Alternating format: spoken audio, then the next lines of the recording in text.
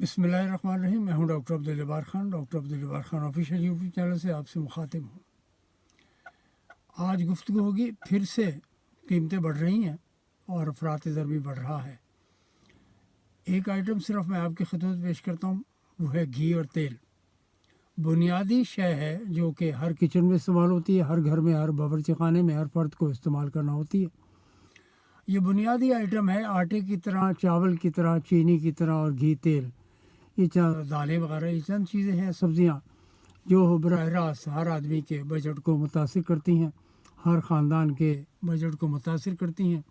और हर शख्स की आमदनी जो हाउस होल्ड यूनिट है घरों में, यानी हाउस होल्ड यूनिट जिसको कहा जाता है, उसकी कीमत में इजाफा क्यों हो रहा है? बुनियादी तौर पर ये गवर्नमेंट के हाथ में है, रेगुलेटरी ड्यूटी।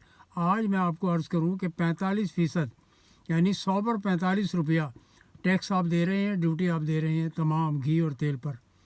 यानी अगर आज 560 रुपया घी और तेल बिक रहा है, 575 रुपया फ़ी लीटर और केजी के हिसाब से बेचा जा रहा है, तो ये समझ लीजिए कि इसका 45% यानी तकरीबन ये 250 और 50 वो 275 260 के करीब आप फ़ी किलो, 250 रुपये फ़ी किलो के करीब आप गवर्नमेंट को टैक्स दे रहे हैं।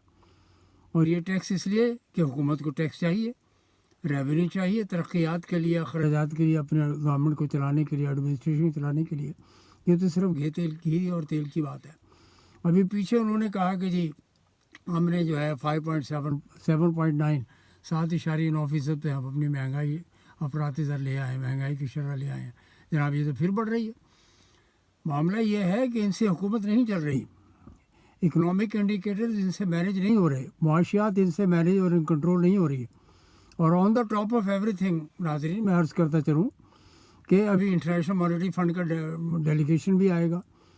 ये इन्होंने जो 7 अरब डॉलर की बात की है कि हमें मिल जाएंगे, और कर्ज़ की पीते थे मैं, तो ये हुकूमत चलेगी, पाकिस्तान चलेगा, इनसे नहीं चल रहा, क्योंकि इनका वो नैरेटिव नहीं है। ये वो लोग हैं जो कि हज़ारों डॉलर के तो सूट पहनते हैं, लाख 2-2 लाख रुपए के जूते पहनते हैं ये लोग, 2 लाख 4 लाख। ये तो मैं कम कीमत बता रहा हूँ क्योंकि हम मुतवस्सित तबके के लोग हैं, अपने हिसाब से कीमतें असेस कर लेते हैं, जबकि ये डॉलरों में हज़ार यूरो के आप लगा लीजिए कि 3-3 लाख रुपए का जूता है। 2000 यूरो का है तो 6 लाख रुपए का जूता हो गया तकरीबन। 278 के ऊपर डॉलर आकर रुका हुआ है। 0.02% पे इंक्रीज़ और डिक्रीज़ की बात होती है। मईशत इनके बस की बात नहीं है। और बैंकर तो वैसे भी, मैं तो पहले शौकत अजीज़ के ज़माने में कहा करता था कि वो बैंकर है, वो डेबिट क्रेडिट करना जानता है, डिपॉजिट लाना जानते हैं, विंडो ड्रेसिंग करते हैं बैंकों में बैठकर, और इनका कोई काम नहीं है। लंबी चौड़ी तनख्वाह, 1-1 करोड़ रुपया। जमील अहमद साहब जो है स्टेट बैंक के गवर्नर, एग्जीक्यूटिव डायरेक्टर्स और डायरेक्टर्स, बेनिफिट अलग है। जो माशरती जो तजादात हैं वो यही तो हैं कि एक तरफ इतनी आमदनी है लोगों की, equity in terms of income distribution, equality in terms of income distribution. कोई इक्वालिटी नहीं है, इनइक्वालिटी है। माशरती तगय्युरात जो हैं समाजी और इक़्तिसादी, वो यही तो हैं जिसकी वजह से गरीब लोग जो है वो अमीरों को कहते हैं एक्सप्लॉइट कर रहे हैं, हमारी इस्तेसाल कर रहे हैं। और अमीरों का आलम यह है कि गरीबों को वो अपना नौकर और ग़ुलाम, अपने पैरों की जूती समझते हैं। ये वो तज़ादात हैं जो किसी भी तौर पर इस्लामी माशरे को रिफ्लेक्ट नहीं करते। ये अक्कास नहीं है इस्लामी माशरे की। इस्लामी माशरे में तो जब आपने सुना देखा, अबलाग का दौर है, ज़राए अबलाग का दौर है, IT का दौर है। यानी अगर खलीफा वक्त किसी दूसरे रियासत में दाखिल हो रहे हैं तो वो देख रहे हैं कि ग़ुलाम जो है वो सवारी पर बैठा हुआ है और खलीफा ने उसकी लगाम पकड़ी हुई है। सामने वाले समझते हैं कि जनाब अली खलीफा तो ऊपर सवारी पर होंगे और मुलाजिम नीचे होगा। ऐसा नहीं हुआ। Equality in terms of economic resource distribution, वसाइल का इस्तेमाल।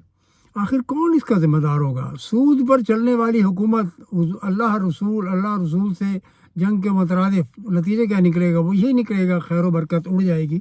और जो सियासतदान, जो पाकिस्तान के जो हुक्मरान हैं, चलाने वाले हैं, आपने देखा सुप्रीम कोर्ट में जूतियों में दाल बट रही है जनाब। तीनों चारों जजेस के अंदर जो एक लाकर बिठा दिए मोहतरम जनाब अमीरुद्दीन खान, وہ ڈیزرو ہی نہیں کرتے تھے اپنی یعنی ان ٹرمز آف جو سینیورٹی لسٹ میں ہیں وہ بہت نیچے. آپ نے اپنی پسند کے لیے چونکہ نتائج حاصل کرنے نیت نہیں ہے. اگر نیت صحیح ہوتی تو ظاہر ہے اس کی ڈیلیورنس ہوتی اور عوام خوش ہوتے, ان کو انصاف مل رہا ہوتا, ان کو روٹی مل رہی ہوتی, پانی مل رہا ہوتا, صحت کے لیے وسائل پیدا ہو رہے ہوتے. آج دوائی قابو میں نہیں ہے. انفلیشن ایس پی آئی انڈیکس سینسٹیو پرائس انڈیکس جو ہے اس کو آپ دیکھ لیجئے, وہ انڈیکیٹر کیا کہہ رہا ہے, وہ بڑھ رہا ہے, 15% پہ پہنچ چکا ہے. وہ میں نہیں کہہ رہا, فیڈرل بیورو آف اسٹیٹسٹکس وفاقی ادارے شماریات بتا رہا ہے یہ. اور وہ بھی ظاہر ہے کہ اسٹیٹ بینک آف پاکستان اپنی کلیکشن کرتا ہے, ڈیٹا کی ریلیز کرتا ہے, ان کی رپورٹ آپ پڑھ لیجیے. کسی بھی طور پر کسی بھی شعبے میں ریلیف نہیں ہے.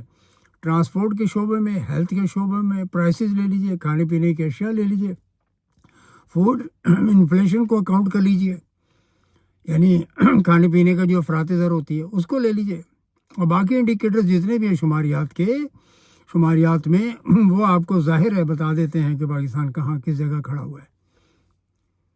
ناظرین, میں یہ ولاگ یہاں گاڑی میں بیٹھ کر رہا ہوں کیونکہ باہر شور ہے اور میں سفر میں ہوں. تو میں یہ آپ کی خدمت میں عرض کر رہا ہوں کہ گھی کی قیمت, ابھی Nasir Khan former vice president federation of Pakistan chambers of commerce and industry, وفاق ایوان ہے تجارت و پاکستان, تجارت و صنعت پاکستان کے جو سابق نائب صدر ہیں, وہ گھی کی انڈسٹری سے ان کا تعلق ہے. میں نے ابھی ان کو فون کر کے ان سے پوچھا کہ جناب یہ تو بتائیں کہ گھی تیل جو غریب کے لیے بہت ضروری ہے, ضروری تو امیر کے لیے بھی, لیکن وہ تو امپورٹڈ آئل بھی کھا سکتے ہیں, اولیو آئل بھی کھا سکتے ہیں, درآمد شدہ خوردنی تیل منگوا سکتے ہیں, وہ ان کے لیے مسئلہ نہیں ہے. مکھن بھی ان کا امپورٹڈ آتا ہے. تو انہوں نے بتایا جی 45% اسٹریٹ اوے, یعنی آدھے پر تقریباً اگر 600 روپیہ گھی ہے تو 300 روپے کے قریب اس کی ڈیوٹی ہے, 280 روپیہ. اور اگر 280 روپے سلیش کر دیں تو 250 روپے, 350 پہ گھی ملنے لگ جائے گا. تو بنیادی اشیاء کی ان کے پاس نہ باسکٹ ہے. یوٹیلیٹی اسٹورز کارپوریشن فیل ہو چکے ہیں, وہاں پہ میسو کرپشن ہے, بے پناہ کرپشن ہے. وہاں پر ادارے بڑھ ہو جاتی, سبسڈی دیتے ہیں وہ کھا جاتے ہیں, افسران ہی کھا جاتے ہیں اس کے. یوٹیلیٹی اسٹورز کا مزدور بیچارے کو تو جو کلرک اسٹاف ہے, مزدور اسٹاف ہے, ان کو کیا ملتا ہے. دوسری بات ناظرین میں آپ کی خدمت کرتا ہوں, جس کا مہنگائی سے بڑا تعلق ہے وہ ہے پینشن. گورنمنٹ سیکٹر میں صوبائی ہو یا وفاقی حکومت ہو, ان کے پاس بھی پیکج نہیں ہے. ان کی ویلفیئر دیکھیں, ویلفیئر کا کانسیپٹ ہوتا ہے بنتا وہی جو معاشرے سے نکل کے آتا ہے, جس کو پتہ ہے غربت کیا ہے. بے نظیر انکم سپورٹ پروگرام یہ صرف پیسے تقسیم کرنے, سیاسی مقاصد کے لیے ووٹ پکڑنے جی, ان کو اس مقصد کے لیے پیسے بانٹے جاتے ہیں.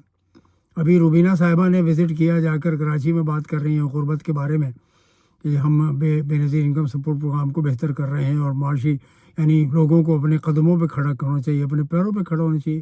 کوئی کھڑا ہوا ہے آج تک؟ یہ جو پیسے ڈسٹریبیوٹ کرتے ہیں, مجھے بتا دیجیے کبھی اس سے غربت دور ہوئی ہو؟ بالکل نہیں ہوئی. غربت اس سے دور ہوا ہی نہیں کرتی. میں اسٹوڈنٹ ہوں, پاورٹی ایلیویشن کے حوالے سے بات, میرا پی ایچ ڈی بھی یہ سبجیکٹ یہی ہے. تو ناظرین میں یہ آپ کی خدمت میں عرض کر رہا ہوں کہ دعا کریں اس لمحے کے لیے, اس وقت کے لیے کہ ایسے حکمران سید القوم و خادم ہوں کی تعبیر پاکستان میں ہو.